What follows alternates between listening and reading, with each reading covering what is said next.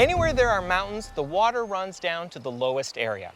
And all the water from the rain and natural springs in the Red River Gorge flows down through the lower slopes and into the Red River itself. And the river is a great opportunity to experience the lower part of the gorge. So we are going to go kayaking.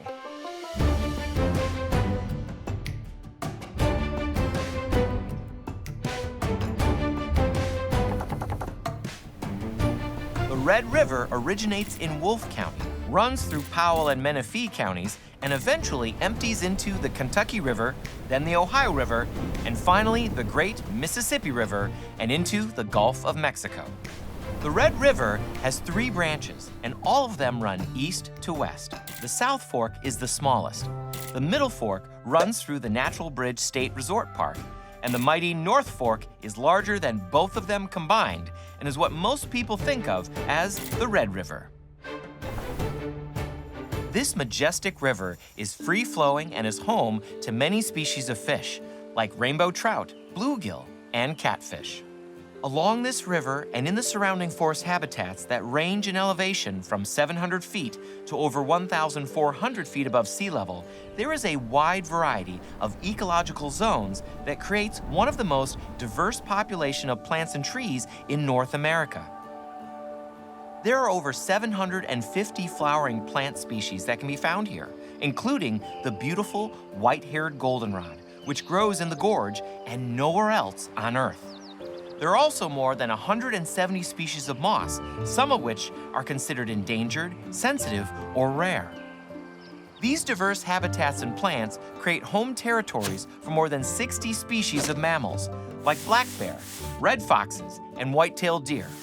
The gorge is also home to over 100 species of birds, like broad-winged hawks, red-headed woodpeckers, and Kentucky warblers.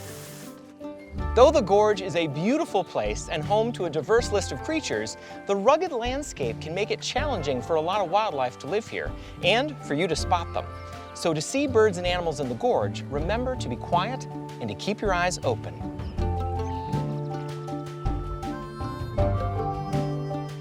Looking up along the river, you can see some of the rocky limestone outcroppings. One way to identify limestone is by its whitish color. Limestone is a sedimentary rock composed mostly of calcium carbonate. It's used a lot in creating cement, and here in the gorge, it can be found along the river and at lower elevations. Now we're going to hike along the water to check out a really cool limestone outcropping. But first, let's make sure we have everything we need to take along with us. We have healthy snacks for extra energy, binoculars for wildlife watching and seeing the natural world around us, a backpack Bible for spending time in God's Word, a nature journal for making notes or drawings, and enough water for our hike. Remember, when your water's half gone, your hike's half over.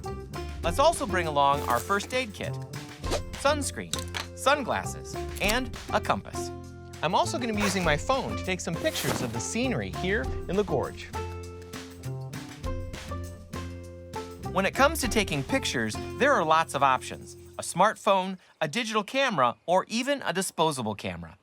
Your photos not only capture your observations and your favorite sights, but also your memories that you can add to a photo album or your nature journal. Taking pictures to document your adventures or to be creative and artistic in God's creation is a lot of fun. One rule that I use to help take good photos is the rule of thirds. Since God designed our eyes to be next to each other on our faces, I usually turn my phone to the side to take photos horizontally, or in what's called landscape format. Taking photos this way matches more how our eyes see things. Now for the rule of thirds. Just imagine the frame of the camera divided into thirds. Put the subject or the main thing you want to focus on in the picture along one of the lines. This helps create a more appealing and artistic image that is balanced and helps draw your eyes across the photo. Adding another set of lines to divide up the image the other way gives you points where the lines intersect, which are specific spots that help you place objects in the frame. The rule of thirds is a simple, tried-and-true guideline that's used by photographers, filmmakers, and painters to help capture the artistic beauty of God's creation within the frame. And now that we're ready to take some photos and we got all our hiking gear in our backpack, it's time to get going.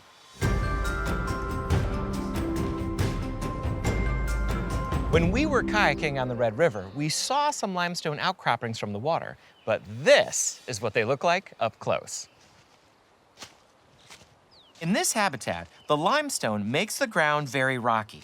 Around the base of limestone, the soil is damp, and the draining water can create a network of sinkholes which can become vernal pools in the springtime with seasonal rains. These are the ideal habitat for certain frog, newt, and salamander species to lay their eggs. Up on the top of the limestone outcroppings, there is very little soil and it's dry. This can make it more challenging for plants to grow on the limestone. Rock formations like Moonshiner's Arch give us the opportunity to be nature detectives. We always learn more when we ask questions. Like, what are the different natural causes that create rock arches? How is Moonshiner's Arch formed? Are other arches in the gorge formed the same way? And if not, why? The type of rock totally determines how an outcropping can be shaped and formed by natural elements.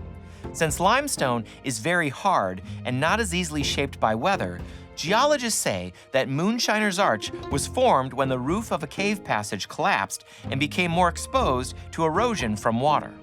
By using our senses of touch and sight, we can observe the whitish coloring of the limestone, the somewhat smooth texture, and the sculpted look of this arch from water erosion against the rock.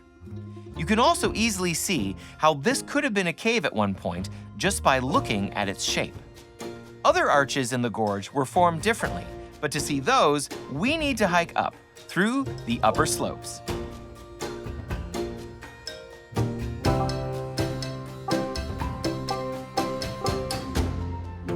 We've now reached the point where we are above the limestone outcrops and at the base of the incredible and massive sandstone cliffs.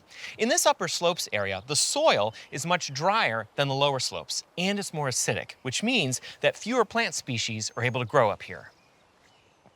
Because the upper slopes area is the transition point between the river and lower limestone outcroppings and the higher sandstone cliffs above, the ground can be steep in places, which means two things. First, you need to be careful that you don't slip. And second, you need to be careful about erosion. Erosion is when the surface of the earth gets worn down by natural causes like rain or by man-made disturbances like walking or hiking. Not only can the earth get worn away more easily on steep slopes, but the sandstone rock formations we are hiking up to can be easily damaged. All this simply means is that we need to stay on the trails and be careful and respectful as we explore. Remember that taking care of God's creation means leaving no trace behind in the natural world when we hike through it.